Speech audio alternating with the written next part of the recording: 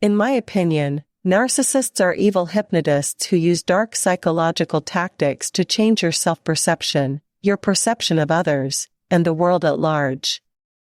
Their primary goal is to establish maximum control over you. They achieve this by putting you in a deep psychological trance and continuously saying or doing things to brainwash you into believing that you are the problem. When a narcissist convinces you that you are overly sensitive, it doesn't just feel like a thought, it becomes your reality. This manipulation keeps you trapped and allows them to abuse you for an extended period. In today's video, we will discuss 7 ways you hand over your power to a narcissist. First, they give you a lot of silence. In the world of narcissistic abuse, we call this the silent treatment.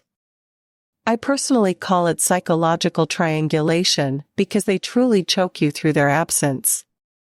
When you don't do things the way they want, when you take a stand against them, or try to establish a boundary, they will give you the silent treatment. They know that by withdrawing, they can break your will and cause massive psychological injury, triggering the worst coping mechanisms or trauma responses, one of which is fawning. You won't be able to tolerate their absence for long, and they know you will come back more compliant. Why is this an evil psychological tactic? As humans, we have evolved to thrive through connection. Isolation causes us to wither away. Healthy dependency is necessary, but narcissists take advantage of this.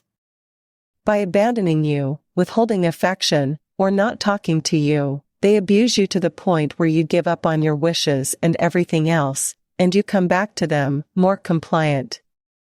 Second, they use hypersuggestibility. They repeatedly say the same things until you start believing them. Just like a mosquito bite becomes unbearable after numerous bites, your brain and body react similarly to a narcissist who constantly tells you things like, "You are making it up, it never happened," or "You're remembering it wrong." They keep saying it until it becomes your reality. If something is repeated often enough, people start believing it. Narcissists bypass your critical factor through abuse, making you more vulnerable to what they say about you. Third, they use honesty to build rapport. In the beginning, narcissists know your defenses are up. To win your trust, they demonstrate honesty.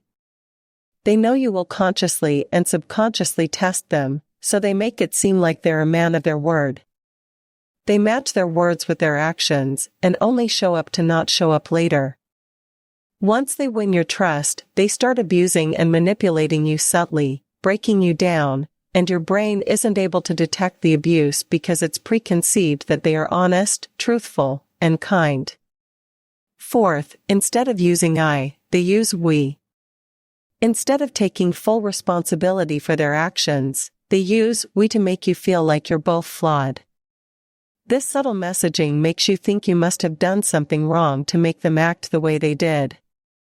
They make it seem like you both need to take responsibility for your actions, tricking you into thinking they can change, giving you hope and making you believe it's a normal relationship. Fifth, they indebt you with a lot of favors. Some narcissists, especially communal narcissists, use this tactic. They do things for you without being asked, give you gifts, buy you expensive stuff, and take you places, all under the guise of valuing you. They build you up to feel guilty so that when they make a big request later, you won't be able to say no. This manipulation is one of the most disgusting ways to trap somebody because it's not direct. They're not telling you you're crazy, they're being nice, but they're weaving their web around you, making you feel helpless later. These are the worst types of narcissists. Have you personally been a victim of any of these tactics? Always remember, the dynamics of a narcissistic relationship, whether parental or romantic, are extremely complicated. If someone asks you questions like, "Why did you put up with that?" or "Why didn't you leave earlier?" they deserve to be cut off.